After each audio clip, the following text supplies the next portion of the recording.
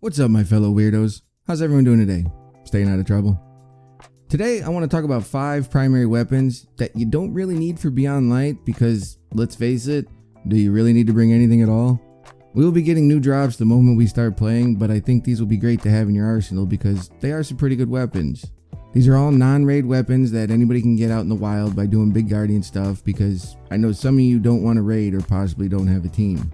Also, these weapons are in no specific order, and if your weapon didn't make this list, let me know what it is and why you chose it in the comment section. But before we get started, I want to give a big thank you to Deej over at Bungie for all his years of service. If you were unaware, he wrote his last TWAB Thursday, October 15th. I have never met the man, but heard some awesome stories about him. If you haven't wished him luck on his new journey, please do so. You will be missed, sir. Starting off with the Aikilos SMG. Everyone should know about this thing. It's a 750 RPM ARC SMG and one of the best legendary trash mob clearing weapons in the game right now. I have had some terrible rolls on this gun and it still performed well. But what you want to look for is stability and range in the first column. So you want corkscrew rifling, extended barrel, or small bore. In the second column, the fan favorite is Seraph rounds for the over penetration, or tactical mag for the bump in stability, magazine size, and reload speed. But personally, I'd still take Seraph rounds. And because I just like saying over penetration all the time. The third column, you want grave robber or threat detector. And for the fourth column, surrounded or demolitionist. But I always go with demo so I can throw more grenades. I mean, who doesn't want to throw more grenades and reload your weapon at the same time? Next on the list is the gnawing hunger. This is another one of those weapons I'm sure everyone has heard about. It's a 600 RPM adaptive frame void auto rifle that seems to be a pain in my ass everywhere I go. And it drops from just about every activity in game. Hands down, the best roll you can get is the curated version, which only drops from Baby Oryx Week in Reckoning. It comes with arrowhead brake for the handling and recoil control, appended mag for the plus 20 of the magazine, overflow so when you pick up special or heavy it overstuffs the mag, and rampage for the damage bonus. If you can't get the curated roll, the overflow perk can be swapped out for subsistence? Did I say that right? But definitely go after the Reckoning version if you like auto rifles. Next weapon, True Prophecy.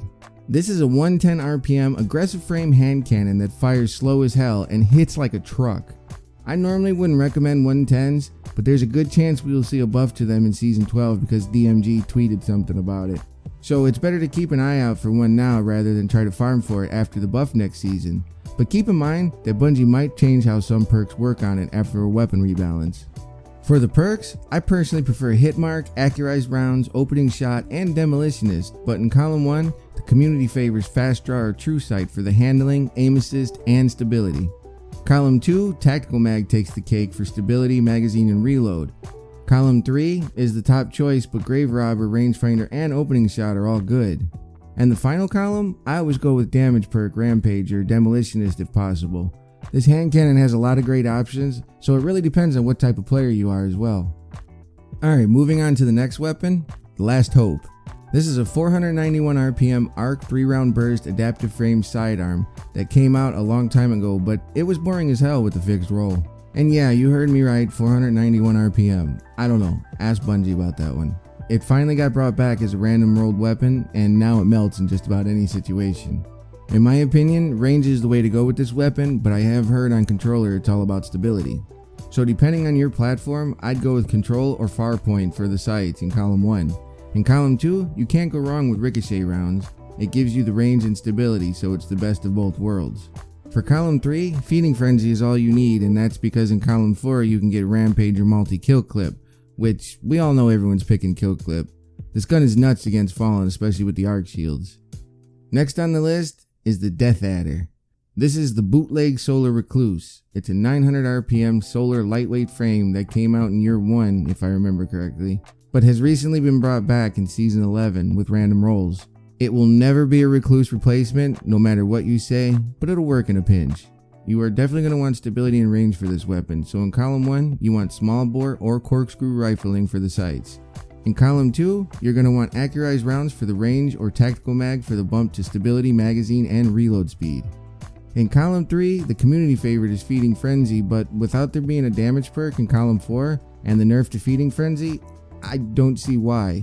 I would go with Subsistence to partially reload the magazine on kill, as long as you don't run into ammo economy issues. or even auto-loading holster. In column 4 you want Dragonfly or Disruption Break, but if you're mainly a PvP player, I'd say go with Quick Draw because it pairs well with a sniper. I made sure I picked at least one of every element to help out in Beyond Light.